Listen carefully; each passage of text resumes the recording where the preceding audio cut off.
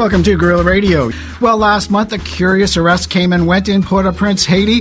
The incident surrounded the catch and release of a band of American mercenaries, allegedly nabbed in flagrante, not in the boudoir, but the National Bank.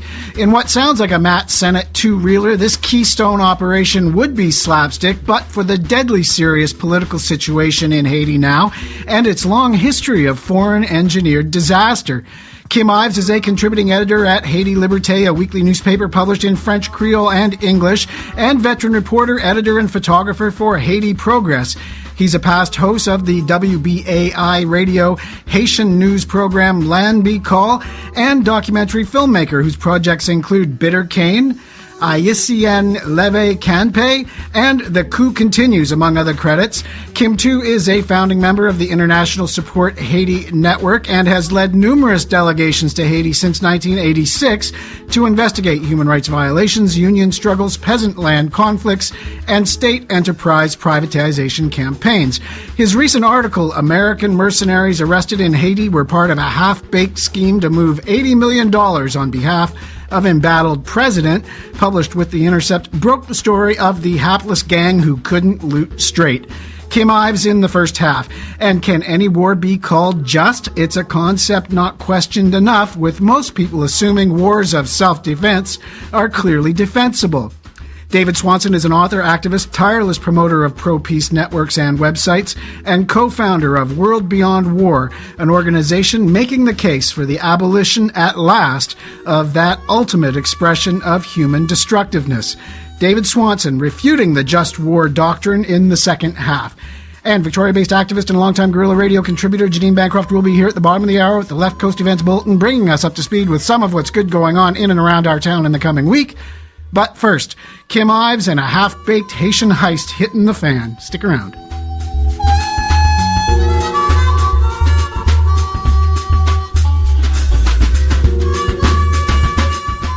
Well, welcome back to the program, Kim.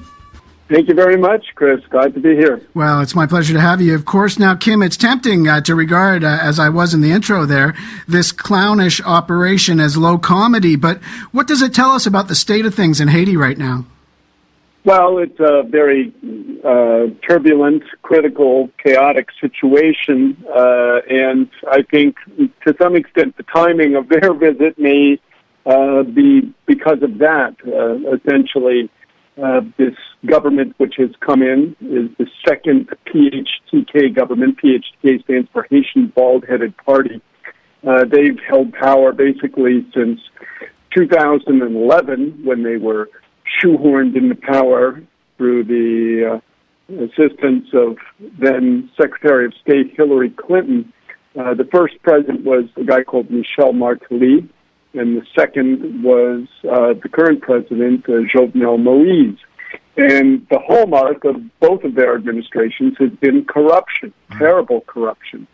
Now, the Venezuelans, back in 2008, made an arrangement with Haiti to set up an agreement called the Petrocaribe Agreement, where they would give Haiti cheap gas and cheap credit to essentially support social projects, building roads, building hospitals, etc. The arrangement was they would pay Venezuela 60% up front, and then 40% would go into a fund, a savings account, if you will, called the Petrocaribe Fund, repayable after 25 years at 1% interest. So this money, instead of going to do all these social works for the people, was embezzled or misspent or flat out stolen by primarily the Martelly government. And now the Jovenel Moïse government has been blocking investigation of it. They tried to sort of dismiss it at first. But the popular uprising against the government's corruption and really saying, where did this money go, this $4.3 billion of oil revenues that the Venezuelans, in case of exemplary solidarity, gave the Haitian people? Well, it started with those where did the money go demonstrations, but it's really morphed into Jovenel must go, since the past year or so, primarily because the Petrocaribe Fund has finished because of the sanctions that Donald Trump put on Venezuela. Haiti can't even pay the Venezuelans. And so now we're back to very expensive gas and a new creditor who is the International Monetary Fund. And they said to Haiti, listen, you got to raise your gas prices if we're going to give you any more loans. They tried to do that in July, and the lid came off in Haiti. The people went into the streets. The country was shut down for 3 days, 6th, 7th, and 8th of July. And basically it's been demonstrations ever since, August, September, October, November, huge demonstrations. Now, up until January, Haiti had not lined up with Washington in its campaign against Venezuela, trying to get out Maduro. But on January 10th, there was another OAS vote. Haiti did vote with Washington. And really, that, to me, was why when the people came out on February 7th, the anniversary of Jean-Claude's departure 33 years ago, they basically shut down the country for 10 days. Everybody thought Jovenel would have to leave. And it was on the final day of this that here these mercenaries arrived. These, it turns out there were 8 total. Most of them came on a jet, a private jet out of Baltimore, arrived at 5 a.m. at the airport on February 16th. And they brought, semi-automatic weapons, rifles, and pistols, and bulletproof vests, and satellite phones, drones, sniper telescopes, and they went right through the airport. They never got their passports stamped by immigration. They didn't go through customs. And the next day, they were out at the central bank. And it turns out, as we showed in a report that appeared in Haiti Liberté and The Intercept, who we did a joint partnership with to research this, that they were going to the bank to basically take the $80 million, which is sitting at the Banque de la République d'Haïti, the central bank, which belongs to Venezuela. This is the money that Haiti couldn't pay Venezuela for the Petrocaribe gas, for the 60% they're supposed to pay because of the Trump sanctions. They couldn't pay it. So that $80 million is sitting in an escrow account at the BRH, and they wanted to move this to an account that Jovenel could control, because right now, to get at that money, they have to have the BRH president, the prime minister, Jovenel, and also the Venezuelans have to sign off. Right. That's a big question, which Venezuelan? So now they tried to get this $80 million out of there. The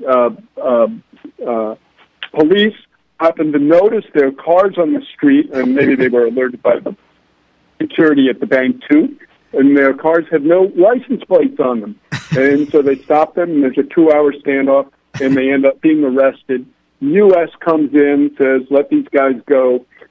They put the pressure on Jovenel Moïse. They put the pressure on all his officials, and these guys basically walk. 3 days later, on Wednesday, they're flown back to the U.S. from Haiti, and they're never charged with anything, not from exporting weapons to Haiti without a permit, which you're supposed to do, not for coming in to Haiti with the guns, not for going through immigration without checking in, nothing. They walked away scot-free. So anyway, we're working on this case. There's more to it. There was even a second contract, which I won't go into here, which was much worse than even this grand theft that they were trying to do. So it's a very sordid tale. Well, they didn't even get a moving violation. I think it's hilarious. I have in my mind this image that you often see in Hollywood movies of the samurai team or whatever it is, arming up at the very beginning. You see all their weapons, and they're getting ready, and the music is thumping, and these guys are doing that. But it's like who got the license plate? Did you bring the license plates? and instead of this climb, well, the license plates were in the car. They'd taken them off. It clearly wasn't an error. They removed them, and they found them in one of the cars. So God knows what they were up to, but they were trying to say, we're working for the president and this and that. But anyway, we don't need those stinking license plates. Well, and also with this tale, I find it just I keep going back to comedy, and I'm sure that there is a Hollywood movie in this coming down the pike. I mean, somebody's going to get rich after all, maybe. But the security guard at the bank, you've got these guys that are armed, as you described. They're ready for World War III. And this one security guard standing at the bank in the wee hours of the morning says, "No, I'm not going to let you in." And the whole thing falls to pieces on the strength of one recalcitrant security guard, probably half asleep. Right. Well, it actually was at 2 p.m. It was 2 p.m, and I think the guard was being prudent. He didn't know what they were up to, and we don't know all the details of how it went down there. There appears to be a possibility that what they were maybe doing at that time was just a reconnaissance sort of mission before the big play, which may have been the next day. I mean, there's a lot of details which we haven't nailed down. We did have a source who gave us the broad outlines of what they were up to and what they were trying to do. So we're trying to get all those details now, but we thought it was important to get out the basic story that they were trying to get at this money as soon as possible. Well, given the situation in Haiti with the people in the streets, and the last time you and I spoke, it was back in the late summer, July or August, if I remember rightly, talking just about this when the cooking oil prices and fuel prices were all being just boosted, and people came out in the streets, and there was a quasi-martial law being brought down by the Moise government. The situation there now, when you mentioned that these cross signatures were necessary to move this money out of the Petro-Caribe account. One of those signatures was John Henry Saillant, the prime minister, the recently departed prime minister, who seems to be having his own battle. There's internal fights going on, or at least there was, with the president. What's the situation between the elites right now in Haiti, both with Saillant and now that Saillant is gone? Well, Saillant's out. They have a new guy in Lapin who is some kind of a puppet, particularly a sort of the biggest drug-dealing senator, it appears. Saillant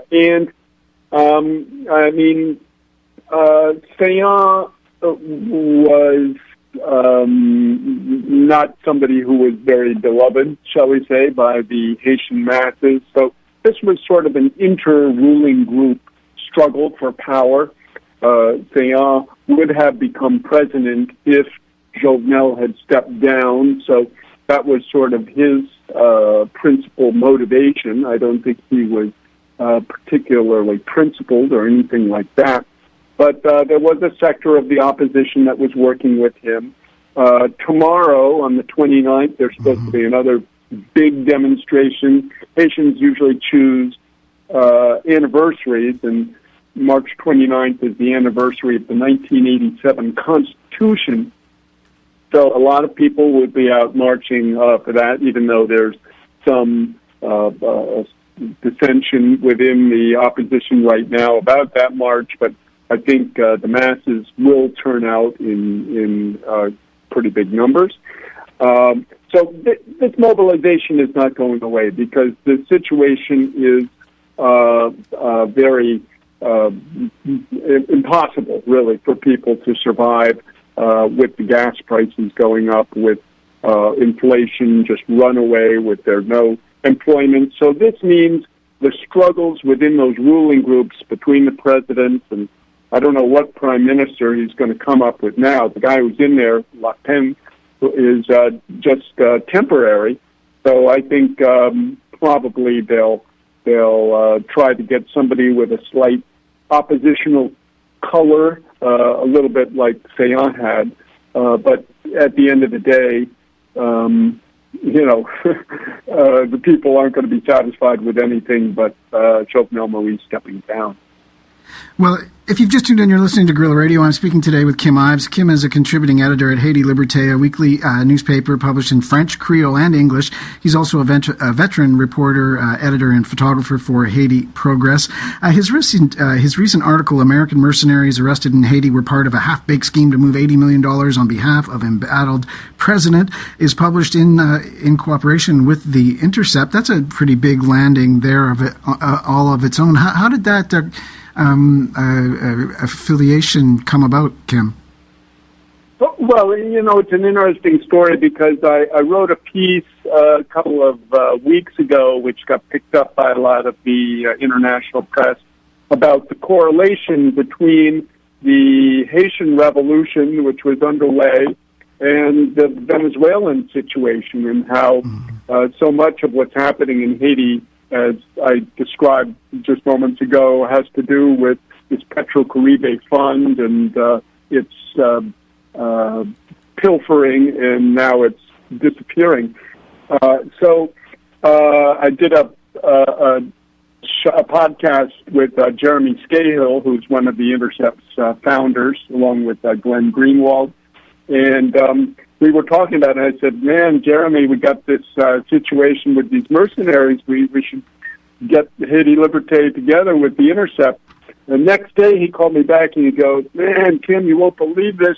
We got this incredible information, this source, and, let's get together and work on this. I ended up going down to Haiti for a week talking to, police officials and the investigating judge, and et cetera. And so basically that's how it all came together. We pooled our various areas of expertise, as you know, or as your listeners may know. The Intercept, and Jeremy in particular, is sort of a mercenary Blackwater specialist, and so we pooled our specialties together to put the piece together. Well, and, it's interesting, too, because when I first heard, the first reports I heard about this whole affair, I'll put it that way, a lot of it was coming from information provided by the now lamented past Prime Minister Jean-Henri Séant, and he came out saying that there were snipers involved and that they had come to fire on the protests that were ongoing at the time, this being very reminiscent of what happened in Thailand and in Ukraine and in other places as well. And I thought, oh no, there must be some sort of internecine struggle going on here, and they're bringing in the snipers to do what they did in the Maidan or something else of that nature. Was this a worry at any point for you as well? Oh, well, absolutely. I mean, this was, and I could say this is still the predominant Haitian perception of this team, was that they were there to shoot demonstrators. Mm-hmm. And as I say, there was a second contract, and it involved, shall we say, mortal crimes. I'm not going to go into it much more than that, but we're working on that. But for a lot of people, they were even a little dismayed with our reporting, because we said, their first mission was basically taking this money and transferring it to an account that Jovenel controls. So, yes, the report. There are reports of other mercenary groups being in the south, in Okai and other areas. A lot of demonstrators were apparently shot in the head in some of these demonstrations. I mean, this is something we've seen in Venezuela, in other countries as well, where the demonstrators who are, shall we say, against U.S. interests end up dying in this way. So, of course, people have gone to this suspicion in large numbers. But this group basically arrived at the tail end of that mobilization, so they weren't involved in that sniping, if that's indeed what it was. Well, it's really interesting to see this tie-in with Venezuela at this juncture as well. And you mentioned American interests. Well, uber hawk American Senator Marco Rubio was in Haiti just recently. What's he doing down there? Well, he's, as you know, the sort of shadow Secretary of State for the offensive against Venezuela. Mm-hmm. And being from Florida, I guess he thinks maybe some Haitians hold him in some kind of esteem. Of course, they loathe him. He was there trying to back the government, Jovenel's government's appeals for dialogue, because this is how they're trying to get out of it, saying, "Oh, let's talk. It's all a misunderstanding."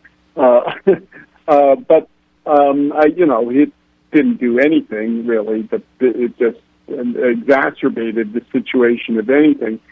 So essentially, since the Jovenel government has given on January 10th, as I said, this support to the Washington campaign against Maduro, they've been sending a constant stream of officials down. There was Guy David Hale, who's the Undersecretary of State for Western Hemisphere. You had Rubio. You've had a number of Haitian officials go to Washington as well. So the support of the Trump administration has gone into overdrive to suddenly help Jovenel. In the previous months, that is in the last half of 2018, the U.S. wasn't contributing to Jovenel's problem, but they were sort of sitting back saying, you haven't been much help to us.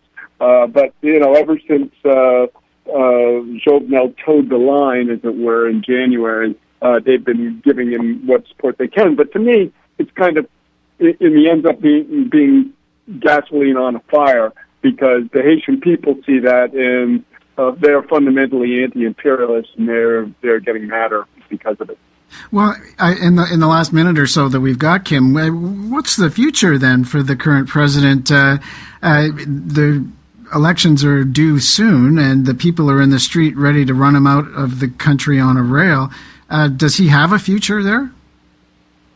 Well, it's a 5-year term in Haiti, and he's in his third year. That is, he came in 2017, yeah. So, he started his third year now.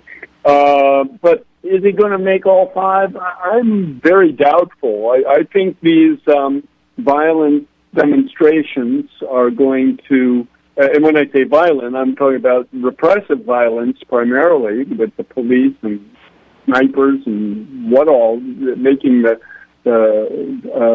demonstrators targets. I think these are going to continue, and tomorrow we'll see what happens. I think it's the U.S. doesn't have friends; it has interests, and I think they can see that Jovenel is wounded, he's bleeding, he's not very effective. I'm sure there is some working group at the State Department and in the U.S. Embassy in Port-au-Prince sitting down, trying to find a replacement. Who are we going to plug in when Jovenel flees the country?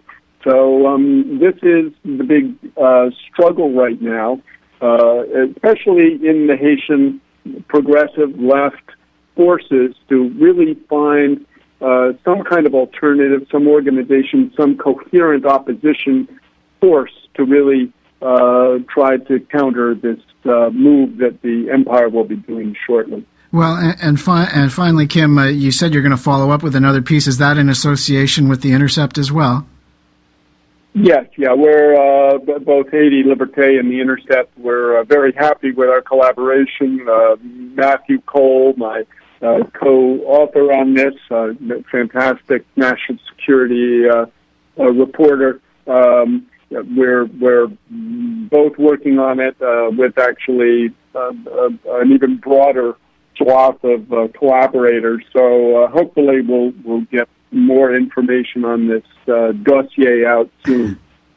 Well, we'll all be on tenterhooks, and I'm still waiting for the movie, too. I think it'll be a blockbuster. Thanks a lot, Kim, for coming on the show and telling us about it today, eh?